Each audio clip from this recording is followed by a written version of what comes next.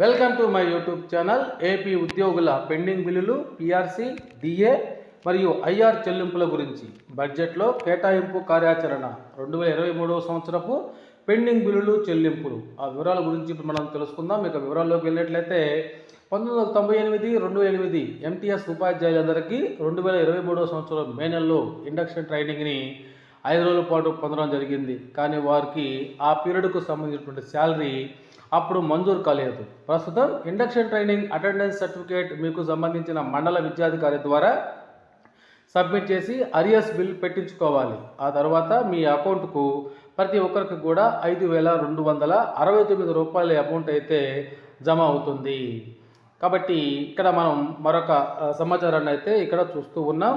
ఉద్యోగ ఉపాధ్యాయుల సమస్యలను పరిష్కరించండి అని ఎన్నికల సమయంలో కూటమి ప్రభుత్వం ఉద్యోగ ఉపాధ్యాయులకు ఇచ్చిన హామీల అమలుకు బడ్జెట్లో నిధులు కేటాయించి కార్యాచరణ ప్రకటించాలని ఎస్టీయు జిల్లా అధ్యక్షులు హరిప్రసాద్ రెడ్డి, కదిరి శాసనసభ్యులు కందిగుంట వెంకటప్రసాద్కు వినతి పత్రం సమర్పించారు. ఈ సందర్భంగా ఆయన మాట్లాడుతూ ఎన్నికల సమయంలో కూటమి ప్రభుత్వం ఇచ్చిన హామీల అమలు కోసం ఉద్యోగ ఉపాధ్యాయులందరూ కూడా వేయికలతో ఎదురు చూస్తున్నారని తెలిపారు. కూటమి ప్రభుత్వం కొలువుదీరి ఇప్పటికీ 8 మాసాలు పూర్తి కావస్తున్నా కూడా పీఆర్సీ, మధ్యంతర వృత్తి, పెండింగ్ డిఏలు, ఇతర బకాయిల చెల్లింపులపై ఎటువంటి ప్రకటనలు లేకపోవడం ఉద్యోగ ఉపాధ్యాయులకు నిరాశ కలిగించిందని తెలిపారు. ఒకవైపు నిత్యావసర ధరలు ఆకాశాన్ని అంటుతున్న వేళ జీతభత్యాలు పెరగాల్సినటువంటి అవసరం ఉందని, కానీ ఎక్కడ వేసిన గొంగలి అక్కడే అన్న చందంగా ఉందని తెలిపారు. ఇచ్చిన హామీ మేరకు పీఆర్సీ కమిషన్ నియమించి వెంటనే 30% మధ్యంతర వృద్ధి ప్రకటించాలని డిమాండ్ చేశారు.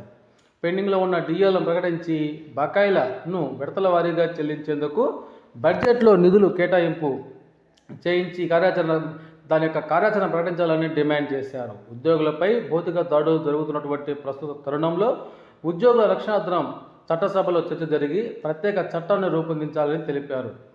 అదేవిధంగా పాఠశాల స్థాయి వివిధ రకాల యాప్లు, ఆన్లైన్ పనులను రద్దు చేసి ఉపాధ్యాయులను బోధనకు మాత్రమే పరిమితం చేయాలని వారు ఈ సందర్భంగా అయితే డిమాండ్ చేసి ఉద్యోగ ఉపాధ్యాయుల సమస్యలను వెంటనే పరిష్కరించాలని వారు ప్రభుత్వానికి డిమాండ్ చేయడం జరిగింది.